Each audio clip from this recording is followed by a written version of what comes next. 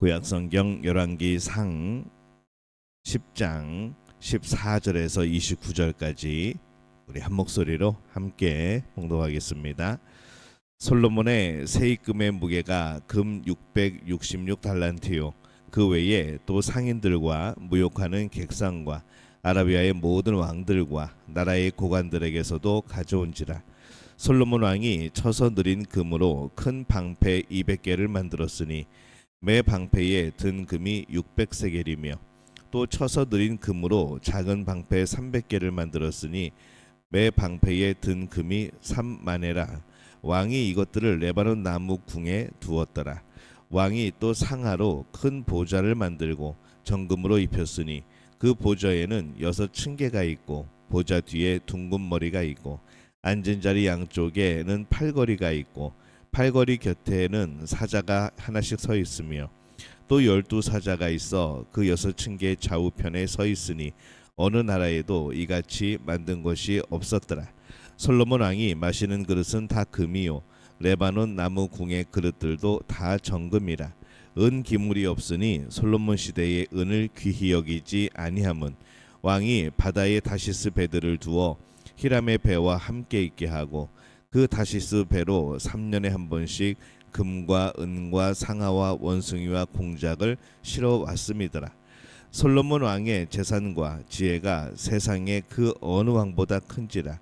온 세상의 사람들이 다 하나님께서 솔로몬의 마음에 주신 지혜를 들으며 그의 얼굴을 보기 원하여 그들이 각기 예물을 가지고 왔으니 곧 은그릇과 금그릇과 의복과 갑옷과 향품과 말과 노새라. 해마다 그리하였더라. 솔로몬이 병거와 마병을 모음에 병거가 1400대요 마병이 12,000명이라. 병거성에도 두고 예루살렘 왕에게도 두었으며 왕이 예루살렘에서 은을 돌같이 흔하게 하고 백양목을 평지에 뽕나무같이 많게 하였더라. 솔로몬의 말들은 애굽에서 들여왔으니 왕의 상인들이 값주고 산 것이며 애굽에서 들어온 병거는 한 대에 은 600세겔이요 말은 한 필에 150세겔이라. 이와 같이 햇사람의 모든 왕과 아람 왕들에게 그것을 되팔기도 하였더라. 아멘. 할렐루야. 하나님의 은혜가 오늘 이 새벽에 하루의 첫 시간을 주 앞에 드리는 우리 믿음의 가족들에게 함께 하시기를 예수님의 이름으로 축원합니다. 오늘 말씀은 이 솔로몬의 번영에 대한 마지막 내용을 담고 있습니다. 이 솔로몬 때 이스라엘은 참 부요했습니다. 그래서 오늘 14절은 이렇게 시작을 합니다. 솔로몬의 세입금의 무게가 금 666달란트요 라고 되어 있습니다. 히브리어 본문에 해마다가 번역에서 빠졌죠. 그래서 달란트는 34kg 정도입니다. 그래서 해마다 22톤이 넘는 세금이 거쳤다라는 것이 이제 맞습니다. 참고로 우리나라 금 보유량이 좀 오래전인데 한 104톤 정도 옛날에 됐던 걸로 알고 있는데 이때가 고대인 걸로 감안을 하면은 이게 참 어마어마한 양인 것이죠. 쳐서 느린 금으로 큰 방패 200개를 만들었으니 라고 말합니다. 솔로몬은 늘어나는 금을 주체하지 못하여서 많은 방패를 만드는 것이죠. 솔로몬 왕이 마시는 그릇은 다 금이고 은을 귀히 여기지 아니함은이라고 기록이 됩니다. 귀한 금으로 그 그릇을 만드니까 이 솔로몬의 부가 얼마나 큰 것인지, 또 은은 너무 흔해서 이게 뭐 제대로 보석 취급을 못 받는 그런 상황이 되어버립니다. 22절에 보면은 왕이 바다에 다시스 배들을 두어 히람의 배와 함께 있게 하고 그 다시스 배로 3년에 한 번씩 금과 은과 상아와 원숭이와 공작을 실어 왔음이더라. 이스라엘은 금이 나지 않았습니다. 그래서 다 수입을 하여야 했죠. 그 많은 것을 다 수입을 합니다. 또한 원숭이와 공작이라는 당시의 사치품들도 수입을 합니다. 그래서 이 10장 14절에서 29절의 사이에 보면은요, 이 금이라는 단어가 11번 정도 나옵니다. 그만큼 금을 반복하여 말을 하죠. 얼마나 이 금을 통해서 이 솔로몬의 부가 어느 정도인가를 나타내는 이제 그러한 표현들이기도 합니다. 성전을 지을 때에도 내부는 금으로 도금합니다. 금은 하나님의 영광을 또 상징을 했죠. 그런데 지금 솔로몬이 모고 있는 이 금이 정말 하나님의 영광을 위한 것일까? 자신의 영광을 위한 것일까? 조금 이제 애매한 부분들이 생겨나기 시작합니다. 한편으로는 자신의 왕좌 그리고 그릇과 명예를 위해서 이 금을 사용하고 있는 것을 보게 되어집니다. 자신이 가지고 있는 것으로 무엇을 위해 사용하고 있는가? 이게 참 우리에게 중요합니다. 하나님의 영광을 위해서 사용하고 있는지 아니면 내 자신의 영광만을 위하여서 사용하고 있는지 그것이 그 물질의 가치를 증명하는 것이죠. 하나님의 영광을 위하여 물질을 사용하고 있다면 그것은 성전에 사용된 금처럼 하나님께 영광이 되어지는 또 하나님의 영광을 나타내는 그러한 것이 되어질 겁니다. 만약 자신의 영광을 위하여 사용하고 있다면은 그것은 그 어느 것보다 더 사치스러운 것이 되어지겠죠. 가지고 있는 돈으로 하나님의 영광이 더 드러나는 곳에 효율적으로 사용할 수 있는 것이 그의 진정으로 돈을 잘 쓰는 겁니다. 그것이 진정한 번영이라고 하는 것이죠.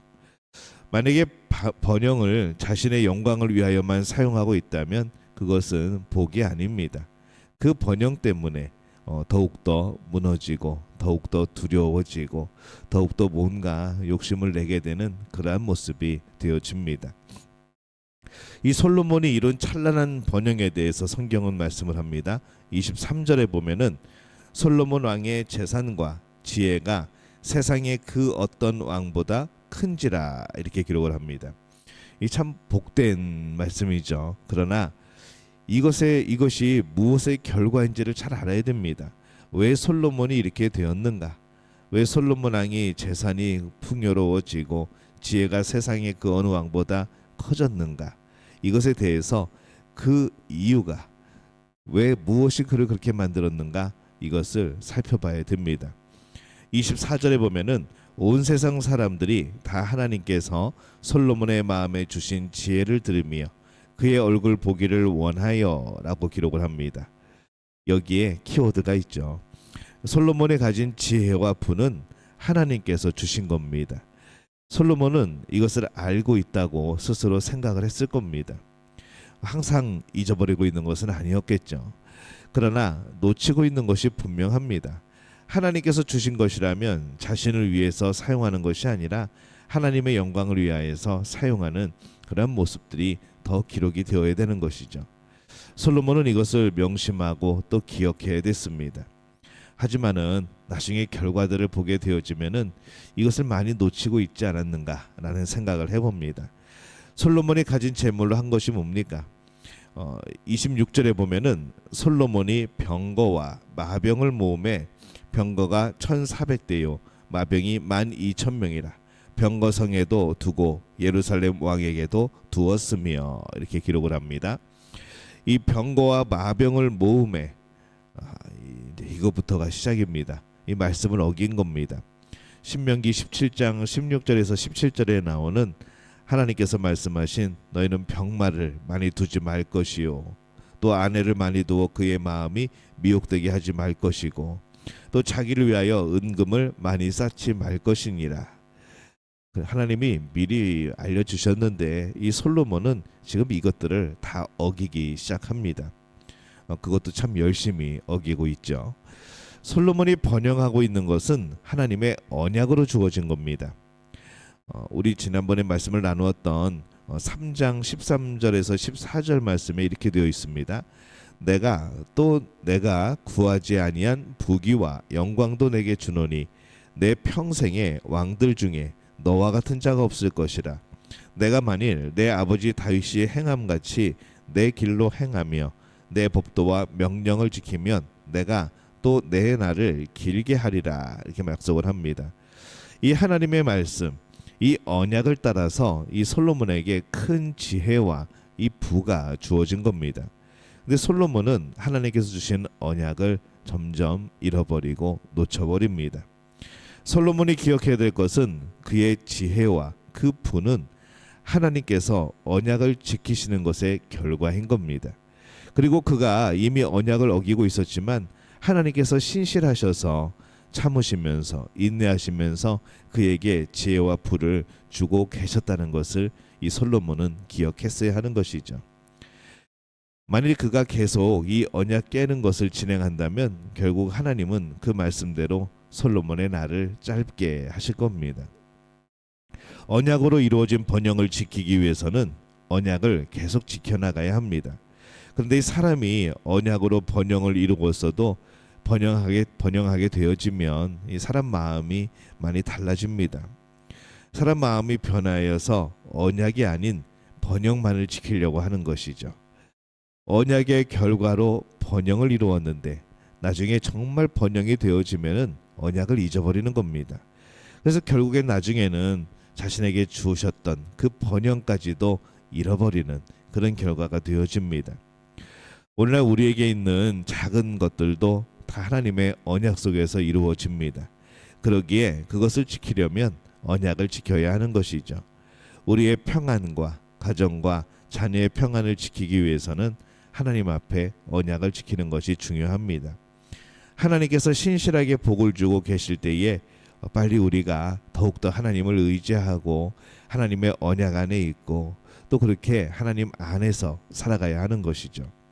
오늘 이 솔로몬의 정말 화려하고 찬란한 부를 봅니다. 근데 그것이 결코 좋은 것만은 아니었다는 것이죠. 좋은 것이었지만은 솔로몬이 그 좋은 것을 지켜내지 못하는 모습들이 보이기 시작합니다. 그는 부를 통해서 모으지 말아야 돼. 그렇게 말씀하시고 말리셨던 마병을 모으고 은과 금을 모으고 있었죠. 그는 언약을 어기고 있었습니다. 가끔 궁금합니다. 주변에서 아무도 이야기하지 않았을까? 너무 금이 많습니다. 너무 마병이 많습니다. 이게 어떻게 하나님 말씀을 어기는 거 아닐까요? 하는 주변의 사람들이 없었을까라는 생각도 해보게 되어집니다. 이제 그런 부분에 대해서는 나중에 또 말씀을 나누게 되겠지만은 이 참 안타까운 상황이 이제 시작되어집니다. 언약으로 이룬 부를 통해서 언약을 지금 어기고 있는 솔로몬을 봅니다. 그래서 그의 부는 오래가지 못할 겁니다. 신앙인은 자신의 부와 이 평안이 세상의 부와 평안과는 다르다는 것을 기억해야 됩니다. 신앙인은 철저하게 언약으로 지금까지 평안을 얻은 겁니다. 그러기에 지금의 평안을 지키고자 한다면 언약을 더 신실하게 지켜야 하는 것이죠. 우리가 언약을 지킬 때에 하나님께서 그 백성에게 약속하신 번영과 평안을 오랫도록 주실 줄로 믿습니다. 모든 것을 잃기 전에 언약을 기억하고 하나님 앞에서 하나님 안에서 살아가는 우리 믿음의 가족들이 되어지시기를 예수님의 이름으로 축원합니다.